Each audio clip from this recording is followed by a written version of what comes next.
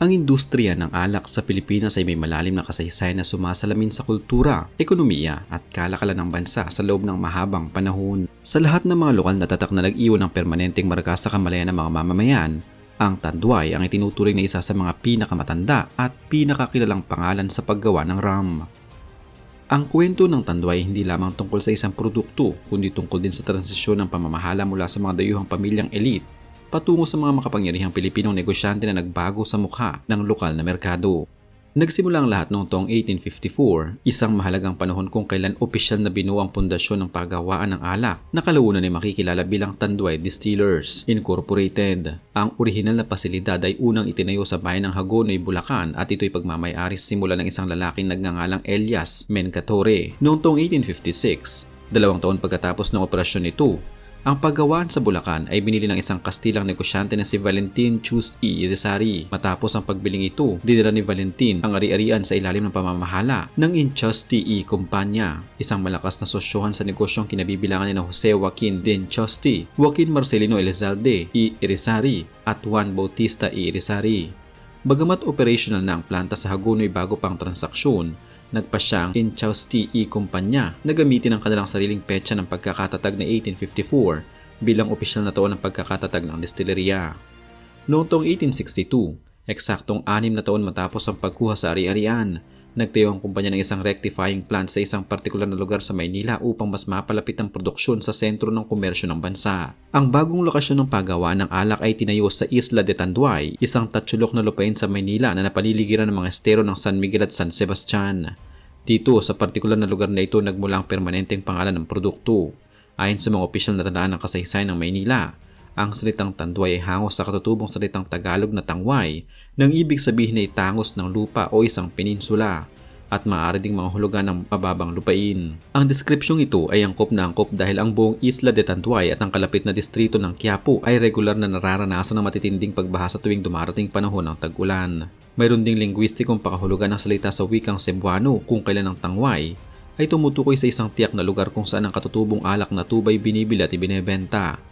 Dahil sa lokasyong ito sa Kalye Tanduay, na sa kasalukuyan kilala na bilang J. Nepomuceno Street sa Quiapo, naging natural para sa mga mamimili na tawagin ang produkto sa pangalan ng mismong lugar. Ang mga unang produkto ng destillerya noong 19 na siglo ay walang tiyak na tatak o etika at ibinebenta lamang sa ilalim ng mga pangkalahatang tawag tulad ng aguardiente, tuba at ran. Sa pagpasok ng 20 siglo, partikular na noong dekada 30, ang alak na gawa sa Isla de Tanduay opisyal nang binigyan ng tatak bilang Tanduay Rum at sinimulang i-repackage sa mas maliit na boteng salamin na may sukat na 375 ml at 750 ml upang palitan ng tradisyonal na 10 galong lalagyan na tinatawag na damawana. Nagkaroon ng malaking pagbabago sa struktura ng pamamahala noong mga taong 1934 at 1935 nang magpasya si Miguel de Enchusty, ang tagapagmana ng pamilya Enchusty, na ibenta ang mga pangunahing ari-arian ng kanilang kumpanya. Ang mga assets na ito, kasamang paggawa ng alak sa Quiapo, ay binili ng Elizalde and Company Incorporated, isang bagong korporasyon na itinatag ng mga apo ni Joaquin Marcelino Elizalde E. Irizarry. Sa ilalim ng pamamahala ng pamilyang Elizalde, ang kumpanya ay binigyan ng bagong pangalan ng Tanduay Distillery Incorporated at matagumpay nitong pinalawak ang distribusyon ng rum sa parehong lokal at international na merkado. Ang pamilyang Elizalde ang nagpanatili sa sikat ng coat of arms o sa gisag ng etika ng Tanduay, kung saan ang kaliwang bahagi ng kalasag ay nakabati sa orihinal na simbolo ng pamilyang Enchusty bilang pagkilala sa mga nagtatag ng unyon. Ang modernong panahon ng Tanduay ay naganap noong 18 ng Mayo 1988 nang opisyal na binilhin ng Twin Ace Holdings Corporation ng tatak at ang lahat ng kaugnayan na asset nito mula sa Elizalde and Company Incorporated. Ang Twin Ace Holdings Corporation ay isang kumpanya na pagmamay-ari ng kilalang Pilipinong bilyonaryo at tycoon na si Lucio Tan.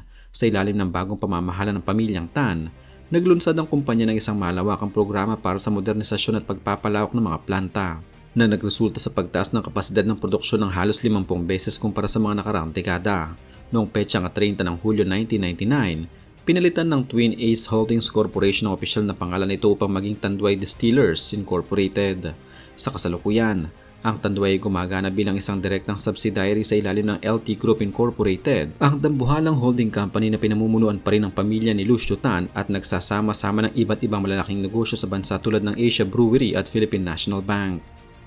Sa kabila ng tagumpay ng komersyo, ang kasaysayan ng Tanduay ay nabahiran din ng mga napakaraming kontrobersya, mga isyong legal at matitinding labor dispute mula noon hanggang sa kasalukuyang panahon.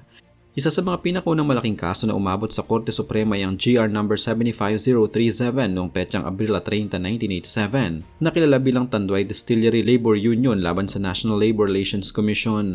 Ang kontrobersyang ito ay nagugat sa sigalot sa pagitan ng mga manggagawa na kaanib sa kaisahan ng manggagawang Pilipino at ang pamamahala ng kumpanya hinggil sa mga probisyon ng Collective Bargaining Agreement at ang pagpapatalsik sa ilang empleyado dahil sa akusasyon ng disloyalidad sa Union. Noong taong 2015, humarap muli sa isang malaking krisis sa paggawa ang planta ng Tanduay sa Cabuyao, Laguna na maglunsad ng isang malawakang strike o huelga ang mga contractual workers sa ilalim ng organisasyong tanggulang lider at manggagawa ng Tanduay. Ang mga manggagawa ay nagreklamo na sila ay binabayaran ng mas mababa sa minimum wage, pinagbabayad para sa kanilang sariling personal protective equipment at pinagkakaitan ng karapatang magtayo ng union ng kanilang mga service contractor. Noong petsang Hunyo 1, 2015, naglabas ng ulat ang Department of Labor and Employment na nagpapatunay na ang Tanduay at ang mga kontraktor nito ay lumabag sa labor laws, partikular na sa DOLE Order 18-A dahil sa illegal na labor-only contracting, kakulangan ng mga safety officers at hindi pagbabayad ng service incentive leave. Bukod sa mga isyu sa paggawa, ang Tanduay nasangkot din sa mga matitinding labanan sa ari-arian at trademark laban sa mga kakompetensya nito sa industriya ng alak. Noong taong 2014 at 2015, naging sentro ng balita ng legal na gyera sa pagitan ng Tanduay Distillers Incorporated at ng Ginebra San Miguel Incorporated, isang subsidiary ng San Miguel Corporation. Ang kontrobersya ay nagsimula ng ilabas ng Tanduay ang kanilang produktong may pangalang Kapitan na hayagang tinutulan ng San Miguel Corporation dahil sa paggamit ng salitang Ginebra. Noong 14 Nobyembre 2014, naglabas ng desisyon ng Court of Appeals at nag-uutos sa Tanduay na ihinto ang pagbebenta, pagmamanupaktura at pamamahagi ng mga produktong gumagamit ng salitang Ginebra, kasabay ng pagputos na magbayad ng danyos perwisyo.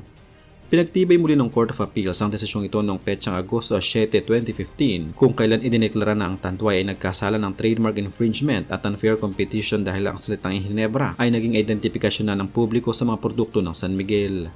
Sa mga nagdaang taon, nagkaroon ng persepsyon sa ilang mga bahagi ng publiko na ang Tanduay tila unti-unti nang nawawala sa uso o nalalaos. Ang pinomenong ito ay may ugnay sa mabilis na pagbabago ng kagustuhan ng mga mamimili, mas naghahanap ng mas premium na produkto, imported na alak at mga ready-to-drink alcoholic beverages. Ang tradisyonal na Tanduay Ram ay matagal nang naikabit sa imahe ng matatandang manginginom sa mga kanayunan na naging dahilan upang makita ito ng mga kabataan bilang isang lumang uri ng inumin na hindi umangkop sa modernong pamumuhay. Bukod dito, ang matinding kompetisyon mula sa mga lokal na produktong tulad ng Emperador Brandy at iba pang mga klase ng imported na gin at beer ay nagdulot ng pagliit ng espasyo ng Tanduay sa mga modernong bar at establishmento sa mga pangunahing lungsod. Ang kakulangan sa agresibong modernong marketing na nakatuto sa mga nakalipas na dekada ay nag-iwan sa tatak sa isang posisyon kung kailan ang kanilang base ng mga mamimili ay unti-unti ning tumatanda. Gayunpaman, ang ideya na ang Tanduay ay lubusan ng nalalaos ay pinabubulaanan ng mga opisyal na datos at statistika ng ekonomiya sa kasalukuyang panahon. Sa katunayan, noong petsa 22 ng Hunyo 2026, opisyal na inanunsyo na napapanatili ng Tanduay ang posisyon nito bilang world's #1 rum brand sa loob ng 9 na sunod-sunod na taon batay sa dami ng benta sa buong mundo. Ang tagumpay na ito ay sinusuportahan ng kanilang ulat ng pananalapi para sa taong 2025. Ang kabuang kita o net revenues ng kumpanya ay umabot na sa 34 billion pesos para sa parehong taon. Ipinapakita ng mga numerong ito na bagamat may mga hamon sa ilang rehiyon, ang kabuang lakas ng kumpanya sa pananalapi at produksyon ay nananatiling matatag at patuloy na lumalago sa ilalim ng pamumuhay ng makabagong ekonomiya. Ang lakas ng tatak ay higit na makita sa mga rehiyon ng Visayas at Mindanao.